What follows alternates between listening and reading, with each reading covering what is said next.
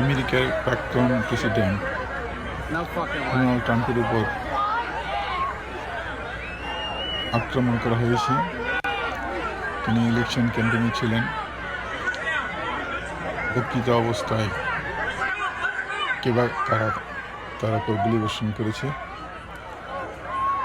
তার পরবর্তী সময় নিরাপত্তা কর্মীরা তাকে চাঁদের মতো বেষ্টন করে